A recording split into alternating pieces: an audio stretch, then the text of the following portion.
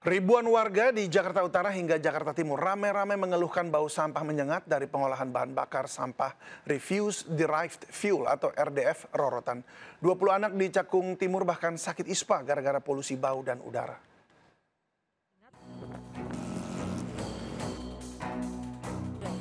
Belasan warga menggeruduk pusat pengolahan bahan bakar sampah Refuse Derived Fuel di Rorotan, Jakarta Utara. Warga protes atas bau busuk menyengat sepanjang hari diduga dari tumpukan sampah di RDF. Warga mengaku resah karena meski masih tahap uji coba, aktivitas RDF Rorotan sudah mengganggu warga. Tidak hanya di sekitar Rorotan, bau busuk sampah tercium hingga Cakung, Jakarta Timur yang berjarak 800 meter dari RDF. Tidak hanya memicu bau busuk dan kerumunan lalat, RDF Rorotan diduga memicu puluhan anak dan balita sakit ispa, mata bengkak, dan merah. Atas keluhan warga, Gubernur Pramono Anung meminta uji coba RDF Rorotan dihentikan sementara. Adalah ketika sampahnya kemudian dilakukan mobilisasi atau pengangkutan, truknya itu tidak kompak sehingga air lindinya tumpah dan kemudian inilah yang menyebabkan bau. Dan saya sudah meminta kepada Kepala Dinas Lingkungan Hidup untuk sementara komisionernya dihentikan terlebih dahulu. Sebelumnya, Dinas Lingkungan Hidup DKI Jakarta mengklaim operasional RDF Rorotan bakal menggunakan teknologi penetralisir bau dan pengendali emisi agar udara Jakarta tetap bersih. Tapi nyatanya, baru di tahap uji coba, pusat pengolahan energi sampah itu sudah menuai protes warga. Dari Jakarta, Tim Liputan iNews melaporkan. Tinggal di kawasan elit Cakung, Jakarta Timur, tapi bau busuk sampah sepanjang hari. Ada Anissa Rizkia di sana. Nisa, seperti apa bau busuk sampah yang tercium di sana?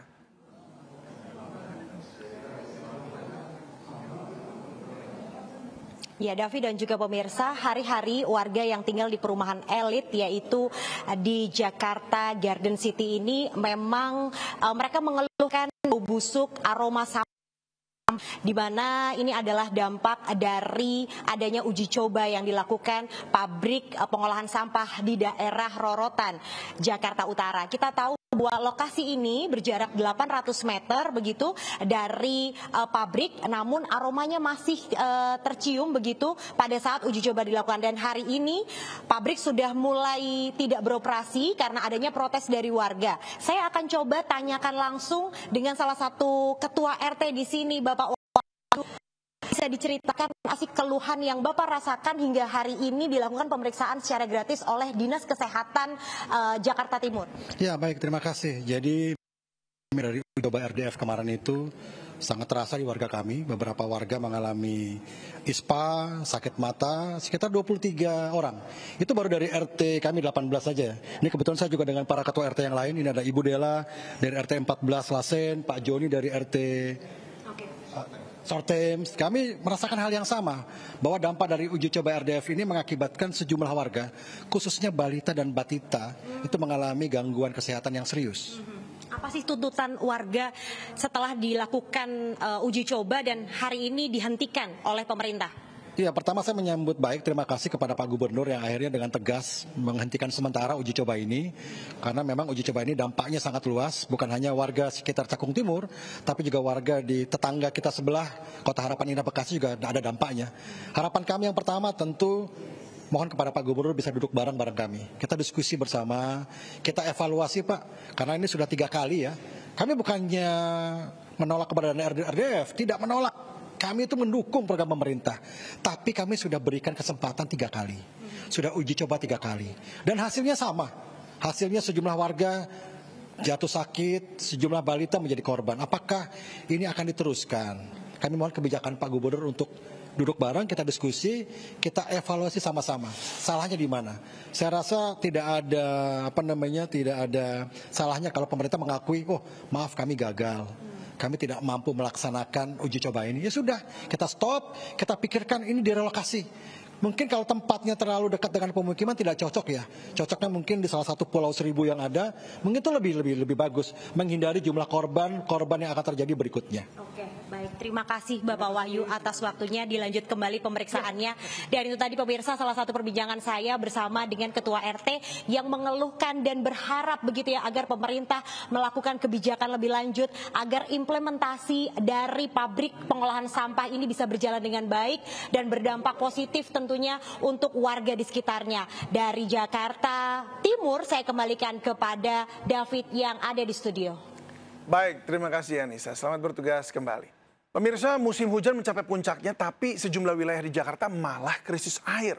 Salah satunya di Johar Baru, Jakarta Barat yang mengalami kekeringan seminggu terakhir.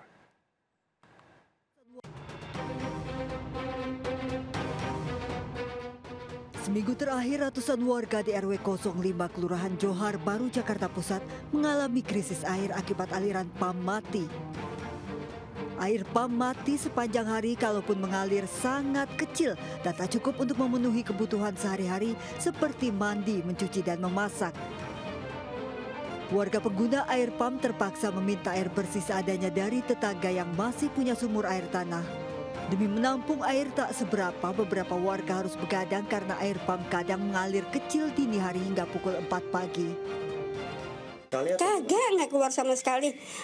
Saya dagang, minta air sama orang, jam 4 malam minta. Malam-malam ya? Iya. Jadi apa-apa susah ya Bu? Susah, cuci piring juga susah. Sebelumnya dari informasi pihak PAM, aliran air mati karena ada pemeliharaan jaringan listrik meski dijanjikan hidup dalam 48 jam, tapi nyatanya berlanjut sampai sepekan. Dari Jakarta, Rani Sanjaya, iNews melaporkan.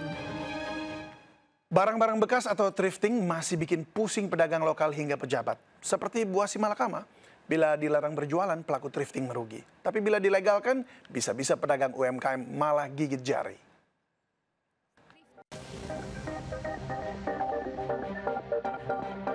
Saat ini tidak ada yang membuat gelisah Menteri UMKM Maman Abdurrahman selain masalah perdagangan baju bekas alias thrifting.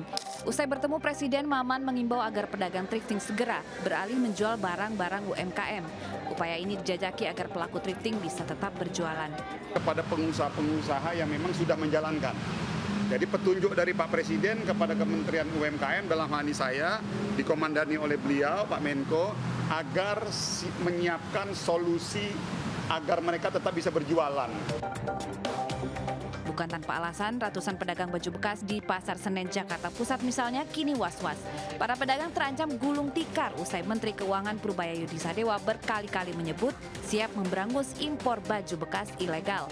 Gara-gara baju bekas impor inilah negara menanggung rugi lebih dari 100 triliun rupiah per tahun. Kerugian berasal dari hilangnya pendapatan negara hingga kerugian produsen tekstil nasional. Barang-barang thrifting boleh saja bekas, namun masalah dan perdebatan di dalamnya selalu kusut dan baru. Tim Liputan iNews melaporkan.